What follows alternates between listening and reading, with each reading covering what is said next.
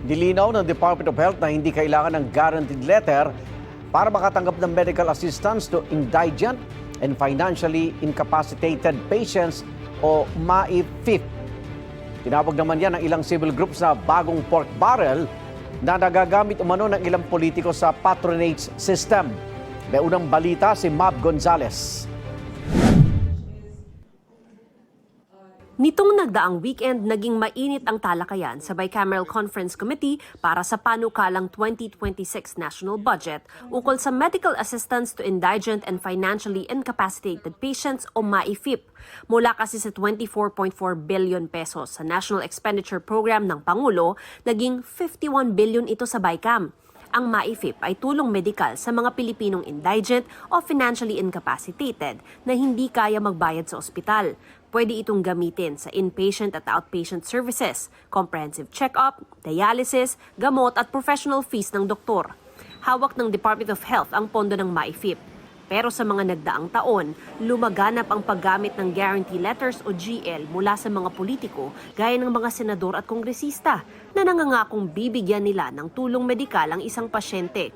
Karaniwang susulat o pupunta sa opisina ng politiko ang nanghihingi ng GL. Hindi yan pork barrel. Hindi namin iaalaw magkakaroon. Pork barrel, medical assistance yun, diretso. Hanggat maaaring aalisin namin yung GL. Pero sa mga magiging sistema? DOH at diretso na PhilHealth ang funding. Ang plano dito sa MAIP, i-allow ito sa mga private hospitals. Para pwede mag-private hospital ang mga indigent patients. Lahat na mahihirap, pwede accommodate sa mga private hospitals. Pero para sa ilang taga-civil sector, walang ibang muka ang MAIFIP kundi pork barrel. Sabi ni Cardinal Pablo Virgilio David sa kanyang open letter sa mga senador at kongresista, gumagana raw kasi ang MAIFIP sa pamamagitan ng guarantee letter system kung saan makakakuha lang ng tulong kung may endorsement letter mula sa politiko. Hindi na raw karapatan ang healthcare, kundi patronage system na ginagawang utang na loob ang karamdaman.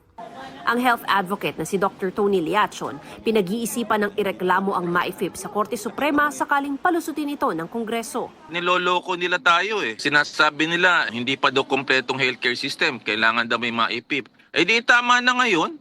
Pagka naibigay lahat yung bayad sa PhilHealth, systematic na yan. Sa ospital na lang tayo magkakaintindihan.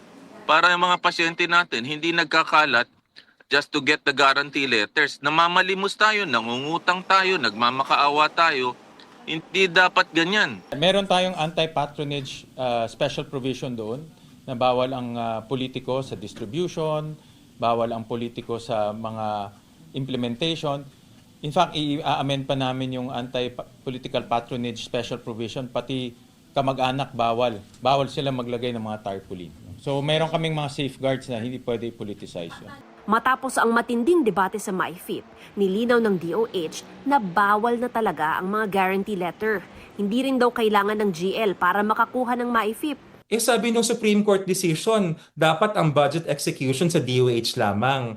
Kaya aming ang sinasabi, kinokorek namin, dapat hindi na siya GL. Dapat ituro na lamang ang pasyente papunta sa DOH hospital. Pag pumunta ho kayo dun sa malalaking level 3 hospitals ng mga local government unit, ay hindi nyo na kailangan magpakita ng proof na indigent. Hindi nyo rin kailangan magmakaawa sa kahit sinong politiko o kahit sa DOH. Basta nandun ho kayo sa LGU level 3 hospital, ward accommodation, bayad na ang bill mo.